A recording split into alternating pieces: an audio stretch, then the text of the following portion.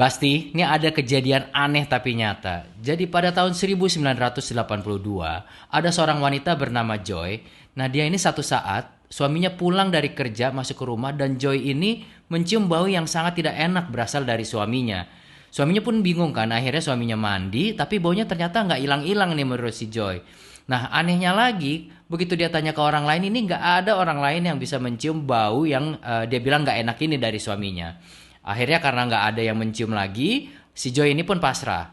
Selama 12 tahun, si Joy ini hidup dengan merasakan ada bau nggak enak dari suaminya nih setelah hari itu. Lalu akhirnya setelah 12 tahun ini, suaminya pun didiagnosa menderita penyakit Parkinson. Nah, karena sudah didiagnosa menderita penyakit Parkinson, akhirnya suaminya diajak ke support group, di mana isinya adalah orang-orang yang memang sudah menderita penyakit Parkinson juga.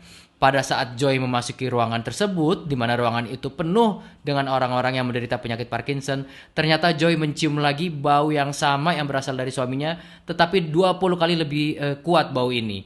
Nah, akhirnya Joy pun berpikir, apakah ini Parkinson yang bisa gue cium gitu? Apakah ini Parkinson yang memang benar-benar Joy bisa cium?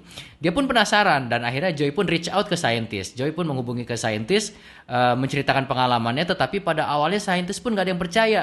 Scientist pun bilang, wah ini mungkin kamu mengada-ngada atau segala macam lah. Akhirnya karena mungkin Joy-nya memaksa, scientist ini memberikan sebuah tes kepada si Joy.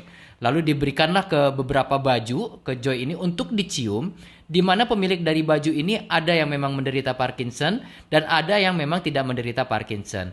Nah, dari hasil tes tersebut, ternyata si Joy hanya salah satu aja. Jadi sisanya benar, dia jawabannya hanya salah satu, di mana dia bilang yang menderita yang baju yang dia salah itu dia bilangnya menderita penyakit Parkinson juga, tetapi pada saat itu yang memiliki baju itu tidak menderita Parkinson. Tapi ternyata 8 bulan kemudian yang jawabannya salah itu ternyata dia memiliki Parkinson juga, didiagnosa Parkinson juga. Nah, akhirnya disimpulkan bahwa Joy memang bisa mencium bau Parkinson jauh dari sebelum orang itu menderita penyakit Parkinson. Akhirnya Joy pun bekerja sama dengan para ilmuwan untuk membuat alat pendeteksi dini Parkinson. Luar biasa ya sebenarnya ya cerita ini.